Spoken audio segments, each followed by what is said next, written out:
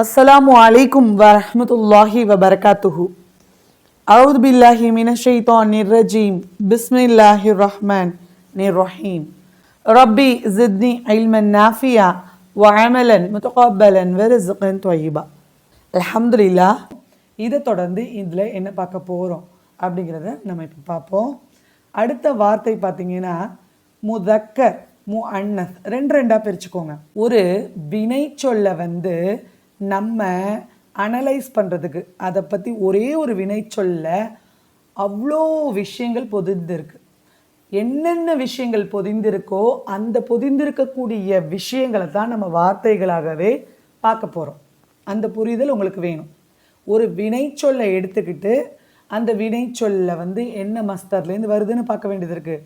ஒரு வினை சொல்லை எடுத்தோன்னா, ஃபார் எக்ஸாம்பிள் நசரன்னு எடுத்தோன்னா, அது இஸ்மா ஃபியலா ஹர்ஃபான்னு கேட்டால் நீங்கள் ஃபியலுன்னு சொல்லுவீங்க இல்லையா? ஸோ அந்த மூணையும் கனெக்ட் பண்ணுங்கள். இஸ்மா ஃபியலா ஹர்ஃபா அப்படின்னு பார்க்கணும். அடுத்தது என்ன பார்க்கணுன்னா முதக்கர முஅன்னஸான்னு பார்ப்போம். அதாவது ரெண்டு வார்த்தையாகவுமே எடுத்துக்குவோம். முதக்கர் அப்படின்னா என்னென்னா ஆண் பால், ஓகேங்களா? That is in English masculine அப்படின்னு சொல்லுவாங்க. ஆண் பால் எப்படி ஒரு இஸ்மு எப்படி ஆண் பால் பெண் பால் அப்படின்னு ரெண்டு விதமாக பார்க்குறோம் இல்லையா? அவள் அவன் அப்படிங்கிறத சொல்கிறோம். சிறுவன் சிறுமி அப்படின்னு சொல்கிறோம். அப்போ ஆண் பால் பெண் பால் இஸ்முலையும் பிரியுது இல்லையா? ஒரு பேரை சொல்லி இது ஆண் பெயராக இருந்தால் ஆண் பால், பெண் பெயராக இருந்தால் பெண் பால் அப்படின்னு சொல்லுவோம். அதே போல் ஒரு ஆக்ஷனை யார் செய்கிறாங்க, ஒரு ஆண் செய்கிறாங்களா ஒரு பெண் செய்கிறாங்களா அப்படின்னு பார்த்து அது ஆண் பாலா பெண் பாலா, அந்த வேர்ப் ஆண் பாலா பெண் பாலா, அதாவது மேஸ்குலைனா ஃபெமனைனா, அதாவது முதக்கரா முஅன்னஸா அப்படின்னு பார்த்து சொல்ல வேண்டிய அவசியம் இருக்குது. அதுக்காக முதக்கர் முஅன்னஸ் அப்படின்ற வார்த்தையை நம்ம தெரிஞ்சுக்கணும். முதக்கர் அப்படின்னா ஆண் பால், மேஸ்குலைன்.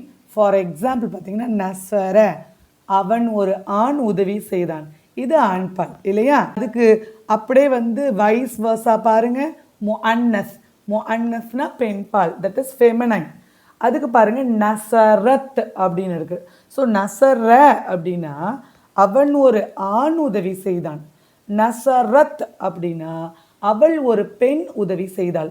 ஒன்றும் கிடையாது. அந்த நசரோடைய எண்டில் ஒரு நீட்டத்தாவை சுக்குன் செய்யப்பட்டு போட்டுட்டோன்னா ஒரு ஆண்பாலான வேர்ப் பெண்பாலாக மாறிவிடும். ஸோ அந்த ஆண்பாலுக்கும் பெண்பாலுக்கும் நமக்கு அரபியில் தெரிஞ்சுக்கணும் இல்லையா? அதுக்காக தான் முதக்கர் முஅன்னஸ் அப்படின்ற வார்த்தையை இங்கே கொடுத்துருக்கோம். ஸோ இதை உங்களுக்கு புரியும்னு நினைக்கிறேன். அடுத்தது பார்த்தீங்கன்னா வஹ்தான் முஃப்ரத், ரெண்டு வார்த்தை இருக்குது. இதுக்கு தமிழில் ஒருமை சிங்குலா, இங்கிலீஷில் தஸ்னியா இருமை டுவல், ஜம பன்மை ப்ளூரல். இதை மூணையும் கனெக்ட் பண்ணி பாருங்கள். அடுத்தது அதாவது முதக்கர் முஅன்னஸ் முடிஞ்சிருச்சு இல்லையா? ஆண் பால் பெண் பால், மேஸ்குலைன் ஃபெமனைன் அப்படிங்கிறத பார்த்தோம். ஒரு வேர்பை ஒரு வினை சொல்ல ஆண் பாலா பெண் பாலா அப்படின்ற பார்க்க வேண்டிய அவசியம் இருப்பது போலவே அடுத்தது ஒரு வினை சொல் ஒருமையாக இருக்கா இருமையாக இருக்கா பன்மையாக இருக்கா அப்படிங்கிறத தெரிஞ்சுக்க வேண்டிய அவசியம் இருக்குது. ஸோ ஒருமைக்கு வஹ்தான்ற வார்த்தை இருக்குது, முஃப்ரத் அப்படின்ற இன்னொரு வார்த்தை இருக்குது. என்னை பொறுத்த வரைக்கும் நான் அதிகமாக பயன்படுத்துவது முஃப்ரத் அப்படிங்கிற வார்த்தையை தான். ஸோ நான் முஃப்ரதுன்னு நான் சொல்லும்போது நீங்கள் இங்கே ஒருமையை தான் சொல்கிறேன்னு நீங்கள் ஐடென்டிஃபை பண்ணிக்கணும், ஓகேங்களா? ஸோ வஹ்தான் முஃப்ரத் ஒருமை, அதுக்கு இங்கிலீஷில் சிங்குலர் அப்படின்னு சொல்லுவோம் இல்லையா? எல்லாருக்கும் தெரிஞ்ச விஷயந்தான். நிறைய பேர் படிச்சிருப்பீங்க. ஒருமை பன்மைனா சின்ன வயசில் தமிழ் இலக்கணத்துலையும் சிங்குலர் ப்ளூரல் அப்படின்னு இங்கிலீஷ்லையும் படிச்சிருப்பீங்க, ஓகேவா? அதுபோல் இங்கேயும் வஹ்தான் முஃப்ரத் ரெண்டு வார்த்தை நமக்கு ஒருமைக்கு இருக்குது. ஒரு வேர்ப் அதாவது ஒரு வினைச்சொல், அதாவது ஒரு ஃபியல் ஒருமையா இருமையா பன்மையான்னு தெரிந்து கொள்ள வேண்டிய அவசியம் இருக்குது. அதுக்கான வார்த்தை நமக்கு அரபியில் தெரிய வேண்டியது இருக்கிறதுனால இங்கே முஃப்ரத் வஹ்தான் அப்படின்ற வார்த்தையை பற்றி நம்ம தெரிஞ்சுக்கிறோம். இது அதாவது ஒருமை சிங்குலா, ஓகேவா? அடுத்தது தஸ்னியா. இப்போது இங்கே ஒரு இம்பார்ட்டண்ட்டான முக்கியமான விஷயத்த நான் சொல்கிறேன். என்ன தெரியுமா? எந்த லாங்குவேஜ்லையுமே இருமை அப்படின்னு ஒன்று கிடையவே கிடையாது. நீங்கள் எல்லா லாங்குவேஜை எடுத்து புரட்டி பாருங்கள், இருமைன்னு ஒன்று இருக்கவே இருக்காது. இங்கிலீஷாக இருக்கட்டும், தமிழாக இருக்கட்டும், ஒன்றுக்கும் மேற்பட்டது பன்மைன்று சொல்லிடுவாங்க. ஒன்றுக்கும் மேற்பட்டது பன்மை.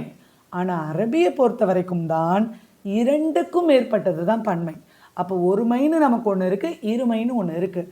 அதனால் இரண்டுக்கும் மேற்பட்டது தான் பன்மை. More than two is a plural in Arabic understanding. அரபிக்கோடைய புரிதலை பொறுத்த வரைக்கும் அரபியில் ஒருமை தனி, இருமை தனி, பன்மை தனி. மற்ற எல்லா லாங்குவேஜ்லேயும் ஒருமையும் பன்மையும் மட்டும்தான் இருக்கும். இந்த தஸ்னியா என்பது கூடுதலாக அரபியிலே கொடுக்கப்பட்ட சிறப்பு அம்சம், இருமைக்கான வார்த்தை. ஸோ தஸ்னியா அப்படின்னா இருமை. வேறு எந்த லாங்குவேஜ்லையுமே இருமை கிடையாது, எக்ஸப்ட் அரபிக்கை தவிர. ஸோ இருமையை பொறுத்த வரைக்கும் அதுக்கு கிராமட்டிக்கல் ஃபார்ம் கிடையாது, அதாவது இலக்கண வார்த்தை இலக்கண ரீதியாக கிடையாது. ஆனால் இரண்டு அப்படிங்கிறதுக்கு வார்த்தை உண்டு, டூவல்ன்ற வார்த்தை.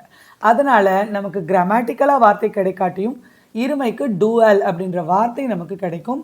அதில் எந்த கிராமட்டிக்கல் இதுவும் வந்து இங்கிலீஷில் இருக்காததுனால நம்ம டூவலை வேர்டை நம்ம எடுத்துக்க முடியும். ஓகேங்களா? ஸோ வந்து டூவல் அப்படிங்கிறது வந்து இங்கிலீஷ் ஃபார்ம், இங்கிலீஷில் வந்து இருமை அப்படிங்கிறதுக்கு கொடுக்குறோம். ஸோ வந்து இரண்டு பொருட்கள், இரண்டு நபர்கள் ஒரு ஆக்ஷனை செய்கிறாங்கன்னா அப்போது இருமை தேவைப்படும்.